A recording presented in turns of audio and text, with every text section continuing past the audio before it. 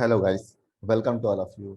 हम लोग देख रहे थे नीट 2020 में जो फिजिक्स से क्वेश्चंस पूछे गए थे उनका सोल्यूशन और क्या कॉमन मिस्टेक्स आप लोग करते हैं उनको देख रहे थे। तो ये उस लेक्चर का पार्ट 2 है। अगर आपने पार्ट 1 लेक्चर नहीं देखा है तो आप डिस्क्रिप्शन में उसका लिंक है, एक बार उसे देख लें। तो नेक्स्ट क्वेश्चन जो था वो देखते हैं। नेक्स्ट क्वेश्चन क्या था? इसमें कह रहा है कि the energy required to break one bond in DNA is 10⁻⁻20 joule. So this value in electron volt is nearly, तो मतलब ये जो 10⁻⁻20 जूल एनर्जी जो गिवन है, ये एनर्जी गिवन है। कह रहे हैं कि अगर इसको इलेक्ट्रॉन वोल्ट में कन्वर्ट करेंगे तो कितनी होगी, ये क्वेश्चन कह रहा है। ठीक है, तो हम लोग जानते हैं 1 electron volt is equal to कितना होता है, 1.6 इंटू 10⁻⁻19 जूल। तो यहाँ से हम लोग 1 जूल इज इक्वल टू निकाल लें कितना होता है, यानी कि इसी क्वांटिटी को इस 1.6 इंटू 10⁻⁻19 से डिवाइड कर देंगे और जितना भी आएगा उसको 10⁻⁻20 जूल से मल्टीप्लाई कर देंगे तो आंसर मिल जाएगा, या सीधे एक फैक्टर। ठीक है, तो अब हम यहाँ पे एक और फैक्टर इसी तरह याद कर लेते हैं। जो फैक्टर है वो क्या है, ये है 1 joule is equal to 6.24 into 10⁻18 electron volt. ठीक है, अब इसको अगर हमें कन्वर्ट करना है 10⁻⁻20 जूल को इलेक्ट्रॉन वोल्ट में, तो इसी को मल्टीप्लाई कर देते हैं 10⁻⁻20। ठीक है, तो हमें क्या मिल जाएगा, हमें मिल जाएगा एनर्जी इन इलेक्ट्रॉन वोल्ट। तो ये हो जाएगा 10⁻⁻20 जूल इन इलेक्ट्रॉन वोल्ट हो जाएगा कितना, जब इसको मल्टीप्लाई करेंगे तो ये हो जाएगा लगभग लगभग, यहाँ जाएगा, यहाँ बचेगा हम लोग को 10⁻⁻2 और 10⁻⁻2 इंटू 10, ये 6.24 और इसको यहाँ पे हो जाएगा 0.6, ये हो जाएगा 0.062 इलेक्ट्रॉन वोल्ट। तो इसमें करेक्ट ऑप्शन हो जाएगा 0.06, ये थर्ड वाला ऑप्शन हो जाएगा। ठीक है, इसमें देखते हैं नेक्स्ट क्वेश्चन क्या कह रहा है। नेक्स्ट क्वेश्चन जो कह रहा है वो कह रहा है कि two bodies of mass 4 kg and 6 kg are tied to the end of massless string. The string passes over a pulley which is frictionless. जैसा कि फिगर में दिया हुआ है कि इस तरह से ये स्ट्रिंग है और इससे दो मास बंधे हुए हैं, एक 4 kg एक 6 kg का है। ठीक है, the expression of the system in term of expression due to gravity. अच्छा, ये कह रहा है कि देखिए ये जो पुली गिवन है इसमें ये स्ट्रिंग है, ठीक है, ये मासलेस है और फ्रिक्शनलेस पे। ठीक है, इस ये पुली और ये क्या कहते हैं जो स्ट्रिंग के बीच का जो सरफेस है, कॉन्टेक्ट है, ये फ्रिक्शनलेस है। तो ये क्वेश्चन काफी इजी है, यहाँ पे फ्रिक्शन का रोल है नहीं। ठीक है, अच्छा, एक यहाँ पे जो पुली है ये भी ये क्या कहते हैं, इसमें ज्यादा हैवी पुली, तो ये पुली का भी कोई वेट नहीं है, तो यहाँ पे इसका जो रोटेशन वाला इफेक्ट है वो भी नहीं आएगा। तो इस क्वेश्चन को सिंपली जब करते हैं तो एक चीज का ध्यान देते हैं। ठीक है, जो इसमें मिस्टेक्स करते हैं सब लोग नॉर्मली, वो क्या करते हैं, वो ये देखते हैं कि फाइनली ये 6 kg बड़ा है। ठीक है, तो फाइनली जो बॉडी है वो ऐसे जाएगी। ठीक है, ये एक्सप्रेशन इसका हो जाएगा। तो अब यहाँ देख लेते हैं ये जो ये इस ए एक्सप्रेशन से कितना मास टोटल जा रहा है। टोटल मास देखो, ये जो मास है ऊपर जा रहा है एक्सप्रेशन से और ये ऐसे आ रहा है ए एक्सप्रेशन से 6 kg। तो टोटल देखते हैं कि जो टोटल मास है 4 + 6 = 10 kg जो मास है वो ए एक्सप्रेशन से जा रहा है। ऐसे ही ऐसा जनरली लोग देखते हैं। ठीक है, तो यहाँ क्या करते हैं, यहाँ ये लोग देखते हैं कि जो है इसको ऐसे कर देते हैं, यहाँ कर देंगे MA = 10 kg इंटू ए। ठीक है, ये टोटल फोर्स लग रहा होगा, नेट फोर्स यहाँ न्यूटन का लॉ लगाते हैं, नेट फोर्स कितना है, यहाँ लग रहा है नेट फोर्स कितना लग रहा है, नेट फोर्स नीचे की साइड जो लग रहा है ये लग रहा है 40।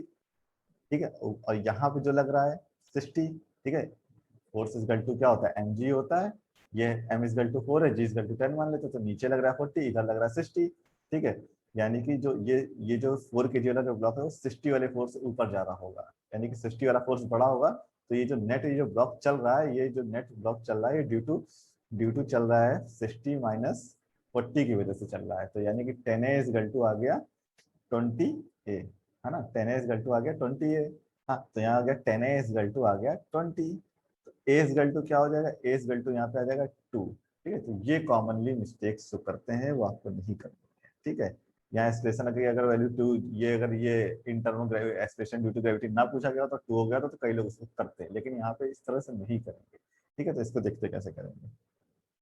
अब यहाँ देखते क्या होता है एक्चुअल में क्या हो रहा है कि यहाँ पे देखिए, सबसे पहले जैसे ही यहाँ पे 40 न्यूटन का फोर्स लग रहेगा, तुरंत ये जो स्ट्रिंग है इसमें क्रिएट होगा टेंशन। तो यहाँ टेंशन टेंशन का रोल है। अब अगर टेंशन यहाँ आ गया तो हमें उसकी इक्वेशन बनानी पड़ेगी। ठीक है, अगर टेंशन यहाँ पे, ये तो चलेगा बाद में, ये बॉक्स तो बाद में चाहिए, जो क्या कहते हैं जो ब्लॉक है तो बाद में चलना स्टार्ट होगा, पहले तो टेंशन आएगा। अब टेंशन आ गया है तो पहले उसकी इक्वेशन बनानी पड़ेगी। तो टेंशन एक स्ट्रिंग में, अगर एक स्ट्रिंग में अगर कहीं ज्वाइंट नहीं है तो टेंशन हमेशा सेम होता है इस पूरी स्ट्रिंग के दौरान, अगर कहीं से ब्रेकेस ब्रेकेस नहीं है। टेंशन ऐसे यहाँ पे क्रिएट होगा और यहाँ भी टेंशन क्रिएट होगा, वो टेंशन ऐसे होगा।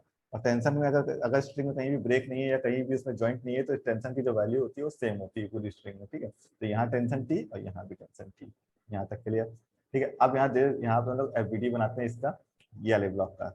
तो ये जो 4 kg वाला ब्लॉक है, इस पे नीचे की ओर जो फोर्स लग रहा है, नीचे की जो फोर्स लग रहा है वो कितना लग रहा है, 40 न्यूटन। ऊपर की ओर जो फोर्स लग रहा है वो है टेंशन टी। ब्लॉक जो ये है फाइनली ऊपर जा रहा है, ए एक्सप्रेशन से इसका जो मास है वो एम है, ठीक है। तो यहाँ पे जो नेट फोर्स देखते हैं, नेट फोर्स ऊपर टेंशन बड़ा होगा, तो यानी कि जो नेट फोर्स टेंशन बड़ा होगा तो ये जाएगा टी, अगर क्योंकि देखो ब्लॉक जो है वो ऊपर जा रहा है यानी कि टेंशन बड़ा है, ठीक है। 40 kg जो 40 न्यूटन जो फोर्स है छोटा है, तो ये हो जाएगा T minus 40 is equal to M A. M क्या है, इसका मास, यानी कि मास कितना है 4 kg, तो ये हो जाएगा 4a। तो यहाँ से अगर हम लोग टेंशन की वैल्यू निकालते हैं तो टेंशन की वैल्यू कितनी हो जाएगी, ठीक है। अच्छा, इन टर्म ऑफ ग्रेविटी पूछा तो हम ऐसा करते हैं कि यहाँ पे 40 ना करके यहाँ 4g कर देना है, क्योंकि यहाँ पे जरूरत नहीं है हमें फोर्स निकालने की।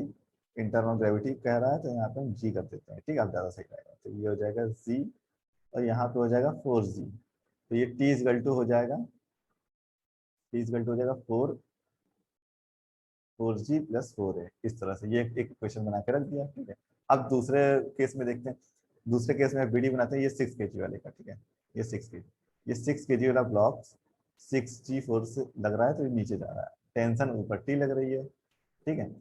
टेंशन फोर्स छोटा होगा और ये 6g बड़ा होगा, जिस वजह से ये नीचे जा रहा होगा, क्योंकि तो ब्लॉक तो नीचे जा रहा है तो नीचे एक्सेलरेशन लग रहा है ना। तो क्या होगा, इसकी इक्वेशन अगर हम लोग बनाएंगे तो इसकी इक्वेशन किस तरह से बनेगी, इसकी इक्वेशन बनेगी 6g minus T is equal to M A. M इसका मास 6 इंटू ए, है ना।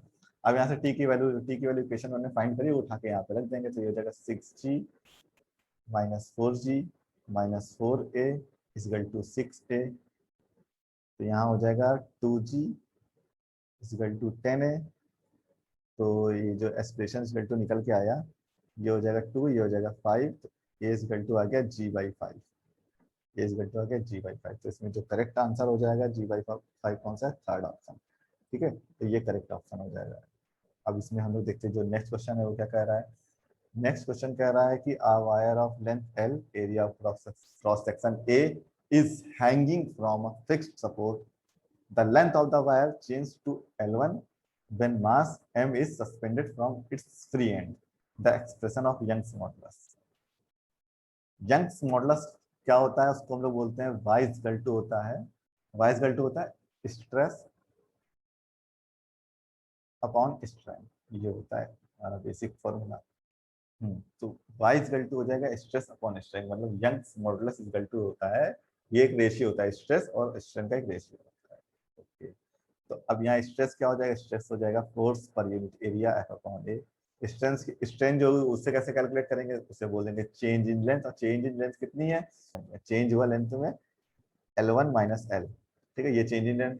और ये अपॉन जो उसकी लेंथ थी, कितनी लेंथ थी उसकी, उसकी लेंथ एल थी, ठीक है। तो ये हो गया स्ट्रेन, इसको बोलेंगे स्ट्रेन, इसको बोलेंगे स्ट्रेस, ठीक है।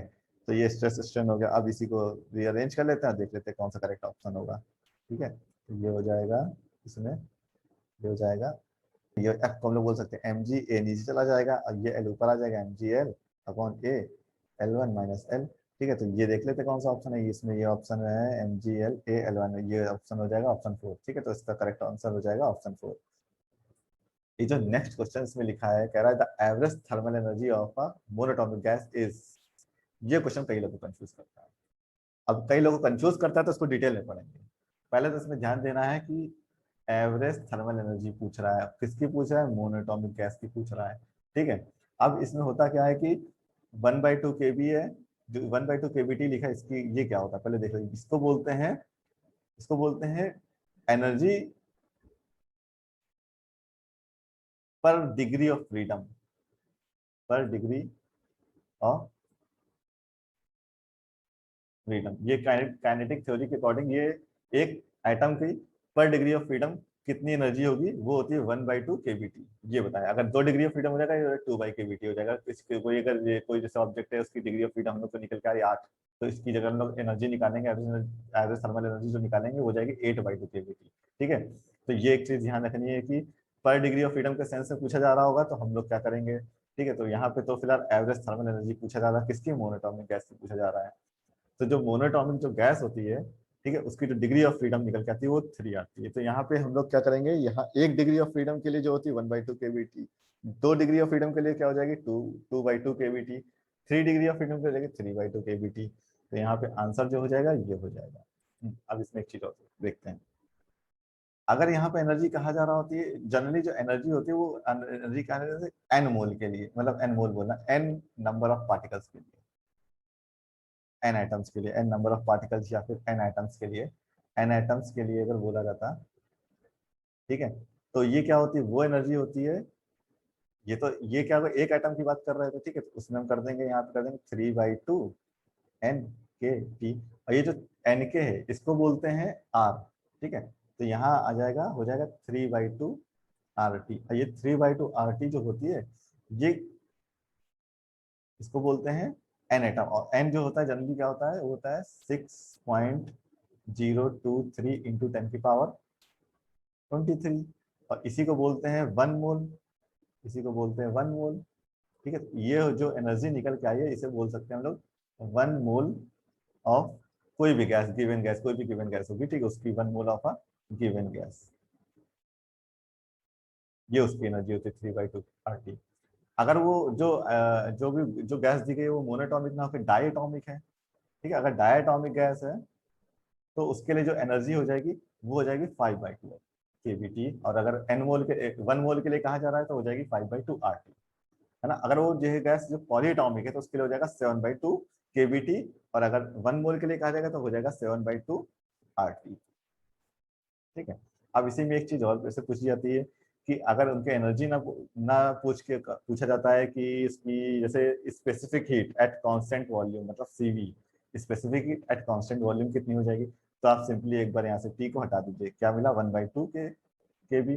अगर पर डिग्री ऑफ फ्रीडम पूछा जा रहा होगा तो ये हो जाएगा, अगर मोनोटॉमिक गैस के लिए पूछा जा रहा है तो ये हो जाएगा 3/2 के, हो जाएगा 3/2 kb, और अगर पूछा जा रहा है डायटोमिक के लिए तो क्या हो जाएगा, उसी तरह हो जाएगा CV हो जाएगा 5/2 kb, ठीक है। अब यहाँ बात करते हैं स्पेसिफिक हीट अगर कांस्टेंट प्रेशर के लिए कहा जा रहा है, मतलब इसको थोड़ा पहले क्लियर कर देता हूँ। जैसे कहा जा रहा है कि specific heat at constant pressure, तो जैसे उसमें क्या था कि हम एक बार टी हटा दे रहे थे, है ना, सीपी अगर पूछा जा रहा है at constant pressure, specific heat पूछी जा रही है, तो आप क्या कर रहे थे, सीवी का जो सीवी निकल के आ रहा है उसमें +1 कर दीजिए, बस वही हो जाएगी। जैसे सीवी कितने निकल के आ रही है, 3/2 kb निकल के आ रही है ना मोनोटॉमिक गैस के लिए, 3/2 kb, तो इसमें आप 1 जोड़ दीजिए, 1 जोड़ने से क्या मिला, 5/2 kb। इस तरह से हम लोग specific heat at constant pressure निकाल लेंगे, ठीक है। अब यहाँ पे जैसे एक क्वेश्चन और पूछ लिया जाता है कभी कभी, जैसे यहाँ पे मैं देता हूँ क्वेश्चन, जैसे एक बार क्वेश्चन पूछा गया था, क्वेश्चन क्या किया गया था कि 8 ग्राम ऑक्सीजन मॉलिक्यूल, और 8 ग्राम ऑक्सीजन मॉलिक्यूल या फिर 8 ग्राम ऑक्सीजन O2 जो गैस है, ठीक है, उसके लिए हम लोग को पता करना है, उसके लिए हम लोग को पता करना है क्या, एनर्जी, उसके लिए energy, energy at 27 degree Celsius, ये क्वेश्चन था। तो इस क्वेश्चन को करने के लिए पहले हम लोग निकाल लेते हैं 1 मोल ऑक्सीजन के लिए कितनी एनर्जी यूज होती है, वो होती है 3/2 RT, आपको पता है ना, 3/2 RT। टेम्परेचर 27 डिग्री सेल्सियस, मतलब इसको कैल्विन में, टेम्परेचर यहाँ पे जो है कैल्विन में होता है, ठीक है, तो इसको कैल्विन में जब चेंज करेंगे टेम्परेचर को, कैल्विन में चेंज करेंगे तो क्या हो जाएगा, ये हो जाएगा, तो 273 + 27 = 300 कैल्विन, ठीक है। अब यहाँ पे 1 मोल के लिए तो इतनी होती है, और वन ये जो ऑक्सीजन मॉलिक्यूल O2 मॉलिक्यूल है ना, इसका जो मॉलिक्यूलर वेट होता है कितना होता है, वो होता है 16, तो हम लोग बोलते हैं 16 ग्राम ऑक्सीजन = 1 मोल। तो 1 ग्राम ऑक्सीजन कितना हो जाएगा, 1 ग्राम ऑक्सीजन हो जाएगा 1/16 मोल, ठीक। इसी तरह कितना 8 ग्राम के लिए पूछा गया, तो 8 ग्राम O2 1/16 × 8 मोल, है ना। तो यहाँ हो जाएगा, यहाँ हो जाएगा, ये मोल अगर हम लोग यहाँ मोल निकाल लेंगे तो कितने मोल आया, ये हो जाएगा 8/2, आ जाएगा 0.5 मोल। अब यहाँ कह रहे हैं 1 मोल के लिए जो एनर्जी होती है वो होती है 3/2 RT, तो 0.5 मोल के लिए जो एनर्जी हो जाएगी वो हो जाएगी 3/2 RT, इसको मल्टीप्लाई कर दो 0.5 से, तो ये हो जाएगा 3/4 RT। ठीक है, अब ऑप्शन में ये गिवन होगा, इसको करेक्ट ऑप्शन होगा। इस तरह से हम लोग ये जो भी kinetic KTG kinetic theory of gas से क्वेश्चन आते हैं इस तरह से करते हैं। इसमें कंफ्यूज नहीं होना है, इसको एक बार नहीं समझ में तो एक बार फिर से देखिएगा, समझ में आएगा। अब इसमें देखते हैं नेक्स्ट क्वेश्चन क्या कह रहा है। नेक्स्ट क्वेश्चन जो कह रहा है कि which of the following graph represent the variation of resistivity with temperature of a copper. ठीक है, अब ये जो ग्राफ है, जो कॉपर है उसका जो टेम्परेचर कोफिशिएंट होता है वो पॉजिटिव होता है, मतलब टेम्परेचर जैसे जैसे बढ़ेगा वैसे वैसे उसका रेजिस्टिविटी बढ़ेगी। तो ये ग्राफ तो हो नहीं सकता और ये ग्राफ भी नहीं हो सकता। ठीक है, अब इसमें ये दोनों ग्राफ जो गिवन है 1 एंड 2, तो जैसे ही टेम्परेचर उसका बढ़ता है, एक सर्टेन टेम्परेचर आएगा तो मटेरियल क्या है, जल जाएगा, हाईली इंसुलेटर हो जाएगा। यानी कि एक सर्टेन टेम्परेचर के बाद रेजिस्टिविटी अचानक से बहुत हाई हो जाएगी। तो इसमें तो ये इस ग्राफ से तो ऐसा नहीं लग रहा कि रेजिस्टिविटी अचानक से बहुत हाई हो रही है। इस ग्राफ से लग रहा है कि देखिए एक सर्टेन टेम्परेचर के बाद रेजिस्टिविटी अचानक से बहुत हाई हो जा रही है ना, तो ये इसका करेक्ट ऑप्शन हो जाएगा। तो नेक्स्ट क्वेश्चन देखते हैं इसमें क्या कह रहा है। नेक्स्ट क्वेश्चन जो है वो कह रहा है कि the colour code of resistance is given below.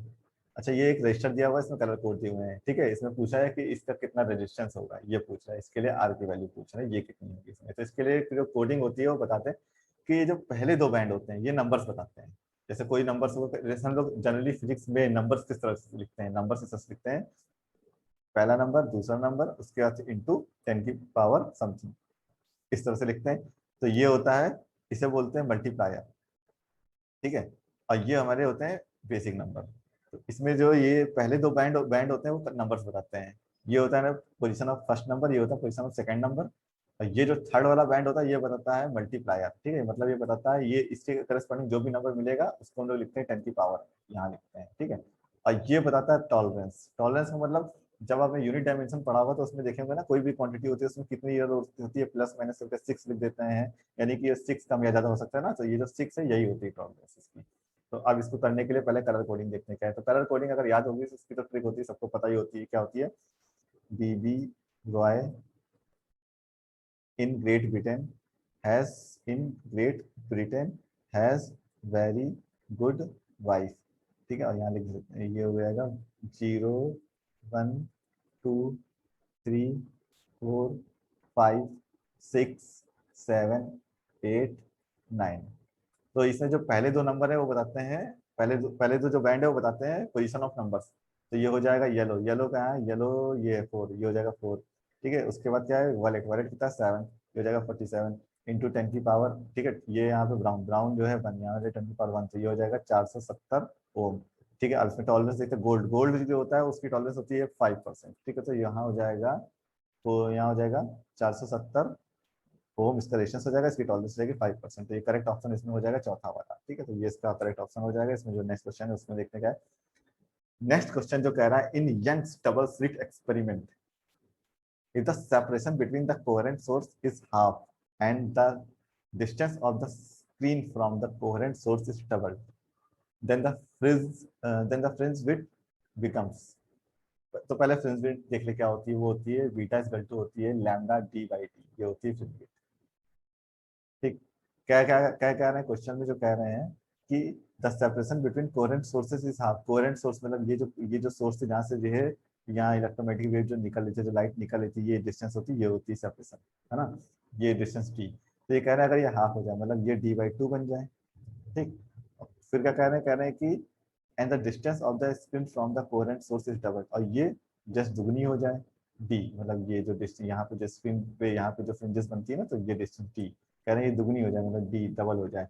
तो कह रहे हैं कि then the fringe width becomes, तो फ्रिंज विड्थ कितनी रहेगी, 2 ऊपर चला जाएगा, ये हो जाएगा 4, ये हो जाएगा 4 लैम्डा डी बाई डी। देखिए 4 गुना बढ़ गई, ये तो ओरिजिनल थी पहले और ये जब चेंजेस किया गया तो देखिए 4 गुना बढ़ गई, मतलब 4 बीटा हो गया, मतलब यहाँ पे हो जाएगा 4 टाइम्स। ये थर्ड ऑप्शन से करेक्ट हो जाएगा। इसमें नेक्स्ट क्वेश्चन क्या कह रहा है, नेक्स्ट क्वेश्चन देखते हैं। नेक्स्ट क्वेश्चन है, कह रहे हैं the capacitance of a parallel plate capacitor with air as a medium is 6 microfarad. मतलब एयर में कोई जो कैपेसिटर है रखा हुआ है, ठीक है, मतलब उसमें जो प्लेट है, ये प्लेट है, इनके बीच में एयर है, अभी कोई मटेरियल नहीं फील है। ठीक है, तो इसमें कह रहे हैं कि जो जो कैपेसिटेंस है वो कितनी है, वो है सी नॉट इज इक्वल टू है 6 माइक्रोफैरड। फिर उसमें एक डायलेक्ट्रिक इंसर्ट कर दिया गया है, जिस ठीक है, डायलेक्ट्रिक जब इसमें इंसर्ट किया गया तो इसकी जो कैपेसिटेंस हो गई सी के वो हो गई 30 माइक्रोफैरेड। अब पता है आपको, अगर जो पैरेलल प्लेट कैपेसिटर होता है उसमें डायरेक्ट्रिक इंसर्ट इसीलिए किए ही जाते हैं जिससे उनकी जो कैपेसिटेंस है, मतलब कैपेसिटेंस क्या मतलब चार्ज स्टोर करने की क्षमता, चार्ज धारण करने की जो क्षमता होती है वो बढ़ जाती है। अब वो बढ़ जाती है, ठीक है, तो ये वो बढ़ गई यहाँ पे, यानी कि बढ़ गई कितनी हो गई 30 माइक्रोफैरेड। क्या कह रहा है the permittivity of the medium. अच्छा ये जो इसमें मीडियम इसमें इंसर्ट कराया गया है, जो मटेरियल इसमें इंसर्ट कराया है उसकी परमिटिविटी कह रहा है। उसकी परमिटिविटी फाइंड करने के लिए, मतलब उसकी परमिटिविटी फाइंड करने के लिए मतलब हमें क्या फाइंड करना, मतलब हमें उसको फाइंड करना एप्सिलॉन फाइंड करना है। और एप्सिलॉन इक्वल टू होता है epsilon r into epsilon naught. और जो एप्सिलॉन आर है ये रिलेटिव परमिटिविटी ना, इसी को बोलते हैं डाई इलेक्ट्रिक कांस्टेंट। ये होता है डाइलेक्ट्रिक कांस्टेंट। तो हम पहले डाइलेक्ट्रिक कांस्टेंट फाइंड कर लें, जब ये मिल जाएगा तो तुरंत ये फाइंड हो जाएगा। तो यहाँ पे डाइलेक्ट्रिक कांस्टेंट फाइंड करने के लिए क्या करते हैं, तो ये जो क्या कहते हैं, हमने इसमें डाइलेक्ट्रिक मटेरियल जब इसमें इंसर्ट कराया तो इसकी जो भी डाइलेक्ट्रिक कांस्टेंट होती है उतने टाइम से कैपेसिटेंस इंक्रीज कर देता है। तो यहाँ पे जो जो सी के इज इक्वल टू हो जाएगा वो के नॉट के टाइम्स सी नॉट। सी के कितना है 30, के ही तो निकालना है, सी नॉट कितना है 6। तो यहाँ पे ये के इज इक्वल टू हो जाएगा 6 5 जा, तो ये के इज इक्वल टू कितना आ गया 5। तो हम लोग को मतलब एप्सिलॉन आर मिल गया 5। अब एप्सिलॉन आर अगर 5 मिल गया है तो एप्सिलॉन मतलब निकाल लेंगे, मतलब इसकी परमिटिविटी निकाल लेंगे। तो कितनी हो जाएगी 5 इंटू 8.85 इंटू 10⁻12। तो इसको जब मल्टीप्लाई करेंगे तो ये हो जाएगा लगभग लगभग 4.44 इतना हो जाएगा लगभग, ठीक है, इंटू 10⁻12। तो आंसर इसमें कौन सा गिवन है 10⁻10 के टर्म में, तो ये हो जाएगा 0.44 इंटू 10⁻, इसको सही से लिख देता हूँ, थोड़ा सा क्लियर कर देता हूँ, यहाँ पे बहुत में काफी जगह है। तो ये हो जाएगा 0.44 इंटू 10⁻10।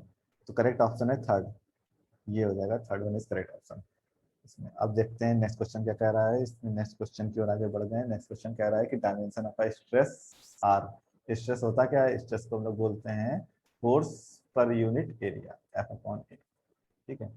तो यहाँ पे एफ की तो हम जो यूनिट पता है, ये डायमेंशन क्या होती है, ये होती है एम एल टी माइनस का स्क्वायर। ए की क्या होती है एल स्क्वायर। तो यहाँ इससे क्लियर लग गया होगा, तो इसमें जो फोर्थ वन ऑप्शन हो जाएगा इससे करेक्ट। नेक्स्ट क्वेश्चन देखते हैं क्या कह रहा है। नेक्स्ट क्वेश्चन कह रहा है assume that light of wavelength 600 nanometer is coming from a star. The limit of resolution of telescope whose objective has a diameter of 2 meters.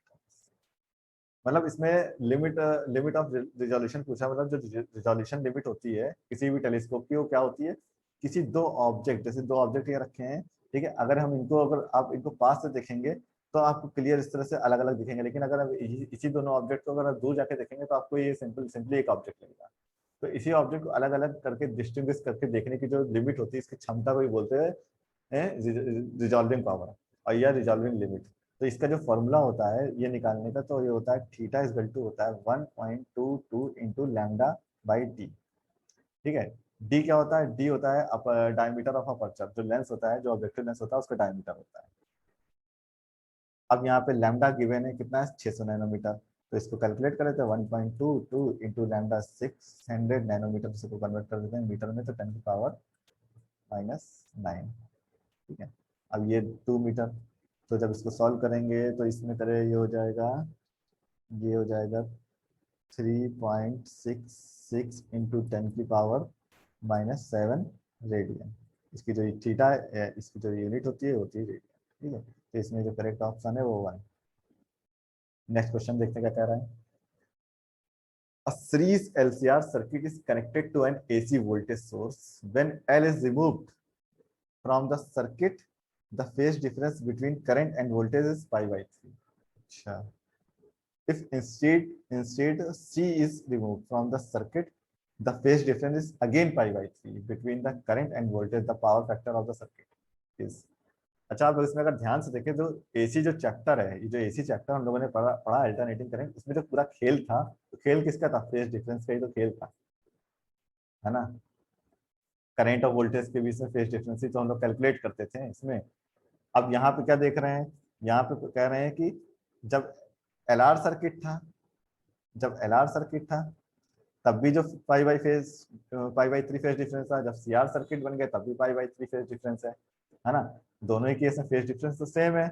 तो वो जो एलसीआर सर्किट होगा उसकी पावर फैक्टर कैलकुलेट करा है, इसमें क्या पावर फैक्टर, उसका जो पावर फैक्टर वो तो जीरो हो जाएगा, उसकी जो पावर होगी वो तो जीरो हो गई होगी, तो इसमें जो करेक्ट ऑप्शन हो जाएगा वो जीरो। बट अगर इसको सॉल्व करके करने की कोशिश करते, चलो सॉल्व करके देख लेते हैं। तो पहले वाले केस में जब एल रिमूव किया गया, मतलब सीआर सर्किट है, सीआर सर्किट के लिए अगर हम लोग 10 फाई निकालेंगे, 10 फाई सी निकालेंगे सीआर सर्किट के लिए, तो क्या हो जाएगा, X C upon R is equal to pi by 3 है ना, 10 पाई बाई 3, और 10 पाई बाई 3 की वैल्यू होती है √3, तो यहाँ हो जाएगा √3, तो यहाँ से हम लोगों ने एक्सी फाइंड कर लिया, एक्सी कितना निकल के आ गया, एक्सी निकल के आ गया √3 आर। अच्छा, एक्सी निकल के आ गया, ठीक। अब जब उसमें से सी निकाल दिया गया तो क्या बन गया, एलआर सर्किट, एलआर सर्किट बन गया, तब भी इसका फेज डिफरेंस कितना है, पाई बाई 3, तो ये हो जाएगा 10 pi by 3 upon X L upon R, तो ये हो जाएगा √3 यहाँ पे, क्योंकि 10 पाई बाई 3 की वैल्यू वैल्यू होती है √3, तो √3, तो यहाँ से एक्सएल आ गया √3 आर, ठीक। तो ये एक हम लोग को मिल गया कैपेसिटिव रेजिस्टेंस मिल गया, कैपेसिटिव रेजिस्टेंस और इंडक्टिव रेजिस्टेंस, इसको बोलते हैं इंडक्टिव रिएक्टेंस, इसको बोलते हैं कैपेसिटिव रिएक्टेंस। ये दोनों मिल गया हमें। एक जो एलसीआर सर्किट जो था उसका हमें ये मिल गया, एक्सी मिल गया, एक्सएल मिल गया। अब हमें एलसीआर सर्किट में क्या कैलकुलेट करने का, पावर फैक्टर। जो एलसीआर सर्किट होता है पहले उसका जाएगा फेजर डायग्राम बना देते हैं, आपको रिकॉल हो जाए क्या होता है फेजर डायग्राम, तो इसको मैंने थोड़ा क्लियर कर देता हूँ, है ना। तो उसका जो फेजर डायग्राम होता है उसमें जो ये होता है, ऐसे लाइन होती है, इसको क्या बोलते हैं, वीएल, ठीक है, इसको बोलते हैं हम लोग वीसी, और ये होता है सिंपली वीआर। इसको दूसरी तरह से अगर हम बनाते हैं तो वी एल इक्वल टू क्या हो जाएगा, ये हो जाएगा आई एक्सएल, तो हम लोग इस तरह से कर सकते हैं, एक्सएल नीचे वाली लाइन हो जाएगी एक्सी, ठीक है, ये हो जाएगा सिंपली रेजिस्टेंस आर, ठीक है। अब जनरली जैसे अगर हम लोग मान के चलते हैं एक्सएल डोमिनेट कर रहा है, तो इसका जो पावर फैक्टर ये यहाँ पे नेट वोल्टेज ये हो जाएगा, ये थीटा। अब ये थीटा हम लोग कैलकुलेट करते हैं तो ये क्या है, ये अगर एक्सएल डोमिनेट कर रहा है तो जो नेट ये जो लाइन हो जाएगी, ये लाइन क्या हो जाएगी, ये लाइन हो जाएगी एक्सएल माइनस एक्सी, ठीक है। ये कितना आर, तो यहाँ से हम लोग टेन थीटा निकालेंगे, टेन थीटा इज टू क्या हो जाएगा, टेन थीटा इज टू हो जाएगा, ये जो होता है ना, ये इसी को बोलते हैं power factor. Tan theta is to क्या हो जाएगा, टेन थीटा इज टू हो जाएगा X L minus X C upon R. अब ये एक्सएल बराबर एक्सी, देखिए एक्सएल भी √3 आ रहा है और एक्सी भी √3 आ रहा है, एक्सी भी √3 आ रहा है, एक्सएल भी √3 आ रहा है, दोनों सेम है, तो थीटा कितना हो जाएगा, थीटा सिंपली जीरो हो जाएगा, तो यहाँ पावर फैक्टर इसका जीरो आ गया। नेक्स्ट क्वेश्चन देखते हैं क्या कह रहा है।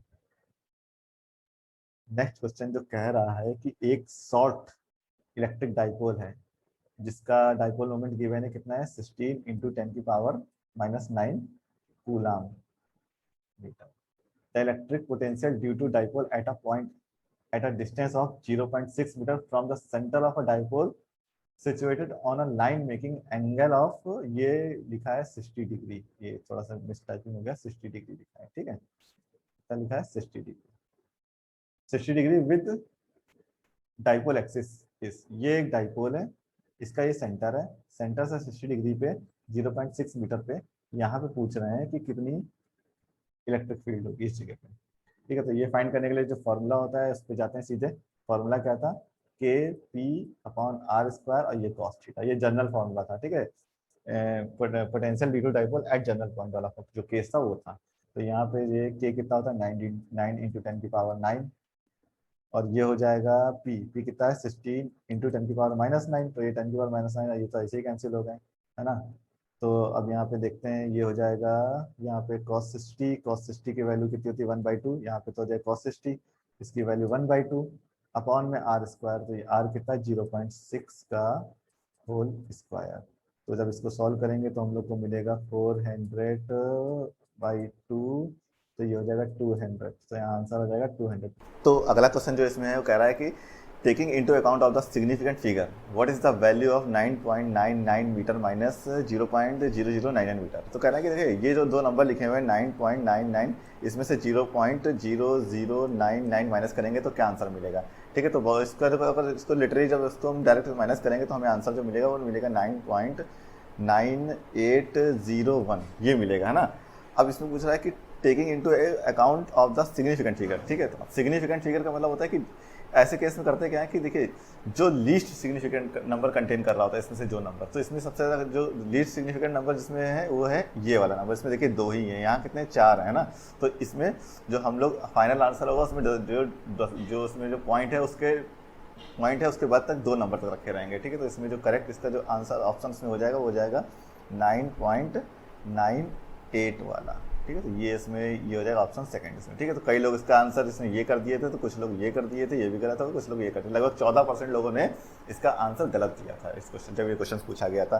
तो आपको बता दें कि इसमें ध्यान रखना ये होता है कि जैसे हम एडिशन करें या सब्ट्रैक्शन करें, कुछ भी कर रहे हैं, जो लीस्ट सिग्निफिकेंट नंबर कंटेन करेगा तो उतना ही ये नंबर हम लोग को पॉइंट के बाद रखना है। जैसे एक यहाँ पे मैं एक इलस्ट्रेशन ले लेता हूँ, जैसे ये लिखा है 1.2 प्लस ले ले 3.45 प्लस ले लेते हैं 6.789। अब अगर इन तीनों को हम लोग ऐड करते हैं तो हमें जो फाइनल आंसर मिलेगा वो मिलेगा 11.439, ठीक है। अब इतना मिलेगा। तो अब इसका जो फाइनल आंसर होगा जिसमें ये होगा कि जो 3 नंबर हमारे यहाँ दिए थे उसमें देखते हैं कौन सा जो उसमें नंबर है जो लीस्ट सिग्निफिकेंट नंबर रखता है। तो इसमें देखिए ये 1.2 वाला रख रहा है ना, तो ये जो फाइनल आंसर होगा उसमें हम लोग सिंपली रखेंगे 11.4, इसका करेक्ट ऑप्शन हो जाएगा। बट अगर मान के चले यहाँ पे ऐसे आंसर आया था 11.469, ठीक है। तो अब हम लोग इसका सिग्निफिकेंट नंबर कैसे लगते हैं, इसका इस तरह से लिखते हैं। ये देखिए 4 के बाद जो वाला नंबर है ये है 5 से बड़ा, तो इसको कर देते हैं 11.5, ये एग्जैक्ट आंसर हो जाता है ना। तो इस बात का ध्यान रखते हैं, सिग्निफिकेंट वाले जब क्वेश्चन आते हैं तो इस तरह से करते हैं। तो इसमें जो अगला क्वेश्चन है वो कह रहा है कि a ball is thrown vertically downward with a velocity of 20 metre per second from the top of the tower. It hits the ground after some time with a velocity of 80 metre per second. अच्छा, तो question है कि एक tower से एक ball फेंकी जाती है नीचे, ठीक है। जब ये फेंकी जाती है तो इसकी इनिशियल वेलोसिटी थी 20 मीटर पर सेकेंड। अब ये फाइनली ग्राउंड को हिट करती है, जब हिट करती है तो इसकी वेलोसिटी थी 80 मीटर पर सेकेंड। ये इसकी फाइनल वेलोसिटी थी, जो फाइनल वेलोसिटी थी वो थी 80 मीटर पर सेकेंड। ये इसकी हो गई फाइनल वेलोसिटी, कितनी हो गई 80 मीटर पर सेकेंड। ये इसकी हाइट h है और यही कैलकुलेट करना है, ठीक है। जो ये मोशन जो अंडर द ग्रेविटी वाले जो क्वेश्चन आते हैं तो उसमें साइन कन्वेंशन की बहुत ज़्यादा प्रॉब्लम्स होती है। तो आपको बता दें कि साइन कैसे आप डिसाइड करेंगे आज से।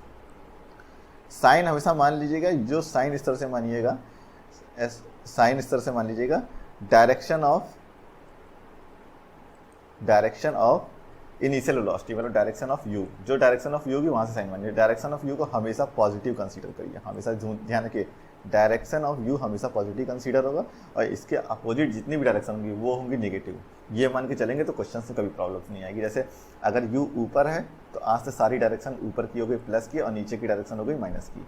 अगर यू नीचे है तो नीचे की डायरेक्शन हो गई प्लस की और ऊपर की डायरेक्शन हो गई माइनस की। अगर ऐसा कंसीडर करके चलेंगे तो कभी भी डायरेक्शन की प्रॉब्लम नहीं होगी। जी को कब निगेटिव लेना है कब पॉजिटिव लेना है ऐसी कोई प्रॉब्लम नहीं आएगी। जैसे इस क्वेश्चन में यू देखते हैं, यू है जो नीचे की डायरेक्शन में है ना। यू एक बार अगर क्वेश्चन में आपने जो भी यू की डायरेक्शन अज्यूम कर ली, आज से वही डायरेक्शन जो है यू की डायरेक्शन ही पॉजिटिव हो जाएगी। फिर इस क्वेश्चन में चाहे जितने केसेस लग रहे हो, ठीक है। तो जैसे अब यहाँ पे देखते हैं, हाँ, तो जैसे इस क्वेश्चन में देखते हैं कि जो यू है वो नीचे की ओर जा रहा है, यानी कि नीचे की डायरेक्शन आज से हो गई पॉजिटिव और ऊपर की डायरेक्शन निगेटिव, ठीक। तो अब जो है जी मतलब एस्ट्रेशन वो तो नीचे लग रहा है, यानी कि जो एस्ट्रेशन होगा पॉजिटिव हो जाएगा। एच हाइट यहाँ हम लोग नीचे यहाँ से नीचे की ओर मेजरमेंट करेंगे तो एच जो होगा यानी कि एस होगा वो भी प्लस का एच हो जाएगा, ठीक। तो v ये भी प्लस का हो जाएगा। तो यहाँ पे जो फॉर्मूला लगा देंगे हम लोग, फॉर्मूला लगा देंगे इक्वेशन ऑफ मोशन की थर्ड इक्वेशन, वो क्या है, वो है v square equal to u square plus 2as वाली है, ठीक। तो v स्क्वायर कितना है 80 का स्क्वायर कर देंगे तो हो जाएगा 6400 मीटर। यू स्क्वायर यू कितना 20 का स्क्वायर हो जाएगा 400, ठीक है। प्लस 2a क्या है, a तो प्लस का g है, g कितना, g को रख देते हैं 10, ठीक है। s भी प्लस का h है तो ये हो जाएगा, ये h कैलकुलेट करना है तो यहाँ पे हो जाएगा, ये हो जाएगा 20h इजगल टू हो जाएगा 6000, तो ये h इजगल टू हो जाएगा 300 मीटर। ये हो जाएगा इसका करेक्ट ऑप्शन, ठीक है। तो इसमें ऑप्शन नंबर 4 इसका करेक्ट आंसर हो जाएगा। अब देखते हैं इसमें अगला क्वेश्चन क्या कह रहा है। अगला क्वेश्चन जो है वो कह रहा है कि a capillary tube of radius r is immersed in a water and water rise in it to a height h। The mass of the water in a capillary is 5 gram. Another capillary tube of radius 2r is immersed in a water and the mass of the water that will rise in this tube is, ठीक है। अच्छा, तो question कह रहा है कि दो capillary tube थी, एक की रेडियस थी r, एक की रेडियस थी r और दूसरी जो कैपिलरी ट्यूब थी उसकी रेडियस थी 2r। ये बोला गया है, पहली कंडीशन ये गिवन है। इसमें जितना पानी चढ़ा है, ठीक है, वो h हाइट तक गया। इस बात करते हैं, यहाँ पे पानी यहाँ तक गया भाई, ये h हाइट हो गई, ठीक है। और इसमें जो पानी इसमें जितना भी चढ़ा होगा उसका जो मास है वो m1 है, मान लेते हैं, ठीक है। अब इसमें मान लेते हैं यार इसके देखिए रेडियस ज़्यादा है तो इसमें कुछ कमी हाइट तक जाएगा, तो यहाँ पर जो रिलेशन है, यहाँ पर जो फॉर्मूला है वो क्या होता है, फॉर्मूला होता है हाइट का, हाइट इन अ कैपिलरी का फॉर्मूला होता है 2t। टी क्या होता है यहाँ पे, surface tension, cos theta upon rho. Rho होता है density of water, rho g gravity, R, R होता है ये रेडियस ऑफ कैपिलरी, ठीक है। तो अब यहाँ से क्लियर दिख रहा है हम लोग को क्या, कि जो h होता है वो इनवर्सली प्रोपोर्शनल टू होता है, वो होता है 1/r के, यानी कि r h is equal to constant है ना, यानी कि r1 h1 is equal to r2 h2 है ना। तो अब यहीं पे लगा देते हैं, देखें r तो r1 तो r है और जो r2 है वो 2r है, तो यहाँ पे हो जाएगा r into h is equal to r2 है 2r और h2 तो फाइंड करना, वो फाइंड कर लेते हैं, मतलब यहाँ पे कितनी हाइट तक पानी चढ़ा होगा, ठीक है। तो ये हो जाएगा, ये कैंसिल, जो h2 मिला वो h2 क्या मिला, h2 मिल गया h/2 है ना। तो ये जो इसमें जो वाटर चढ़ेगा वो h/2 हाइट तक, मतलब यहाँ तक पानी चढ़ेगा, ये हो गया h/2 हाइट, ठीक है, ये हाइट हो गया h/2, ठीक है। अब इसमें पानी h/2 हाइट तक चढ़ा है, इसमें पानी h हाइट तक पड़ा है, तो हमें पानी का वॉल्यूम वो उसमें पानी का मास पता करना है, ठीक है। तो mass is equal to m1 is equal to क्या होता है, m1 इजकल टू होता है डेंसिटी इंटू वॉल्यूम। वॉल्यूम मतलब ये इसका वॉल्यूम, ये देखिए सिलेंड्रिकल शेप दिख रहा है ना, इसका वॉल्यूम कितना हो जाएगा, इसका वॉल्यूम हो जाएगा पाई r स्क्वायर इंटू एच, ये होता है, ठीक है। तो इसी तरह ये m1 कितना दे रखा है, m1 दे रखा है क्वेश्चन में, देखिए m1 दे रखा है 5g, यानी कि ये 5g इजकल टू जो हो जाएगा वो हो जाएगा रो पाई r स्क्वायर h, ठीक है। ये मिल गया हम लोग को। अब इसमें जो यहाँ पे पानी चढ़ा होगा है उसका मास है m2, तो m2 ये कैलकुलेट करेंगे, m2 इजकल टू हो जाएगा भाई वाटर की डेंसिटी इंटू ये जो सिलेंड्रिकल शेप बन रहा है ना इसका वॉल्यूम, तो ये कितना हो जाएगा, ये हो जाएगा पाई, इसकी रेडियस है r2 मतलब 2r, यानी कि 2r का whole square into h, h इसके लिए कितना h/2 है, h/2, तो ये हो जाएगा, ये हो जाएगा 4, ये 4 से कैंसिल हो गया, मिलेगा 2, तो यहाँ फाइनली हमको मिलेगा 2 रो पाई r स्क्वायर h, और रो पाई r स्क्वायर h इसकी जो वैल्यू है, इसकी वैल्यू तो 5g है, यहाँ पे देखिए 5g लिखा है ना, तो यहाँ पे फाइनली जो m2 हम लोग को मिलेगा वो मिलेगा 2 इंटू 5g यानी कि 10g, आंसर हो जाएगा इसमें 10g, यानी कि थर्ड वाला इसका करेक्ट आंसर हो जाएगा। अगला क्वेश्चन कह रहा है resistance wire connected in the left gap of a metre bridge balance a 10 ohm resistance in the right gap at a point which divide the bridge wire in the ratio 3:2। पहले इतना मतलब समझते हैं, कह रहा है यहाँ पे एक रेजिस्टेंस वायर है, ठीक है, अभी तक तो इसकी फिलहाल रेजिस्टेंस नहीं दिया गया, ये तो आर मान लेते हैं। उसके बाद जो राइट गैप है यहाँ पे एक रेजिस्टेंस लगा हुआ है, ये है 10 ओम का, ठीक है। और ये कह रहा है कि ये बैलेंस करता है, जो ब्रिज वायर है उसको बैलेंस करता है। ये मीटर ब्रिज का केस है, ठीक है, मीटर ब्रिज टॉपिक का क्वेश्चन है। तो यहाँ पे जो मीटर ब्रिज का जो वायर होता है इसकी लेंथ होती है लगभग 1 मीटर होती है, ठीक है। तो ये यहाँ पे मीटर ब्रिज वायर लगा हुआ है, तो ये इसको इस तरह से बैलेंस करता है, जॉकी यहाँ पे जॉकी होती है, ठीक है, ये इस तरह से बैलेंस करता है कि ये लेंथ है L1 और ये लेंथ है L2, ये गिवन है, ठीक है, अभी तक तो। और यहाँ पे लगी होगी कोई बैटरी ऐसे,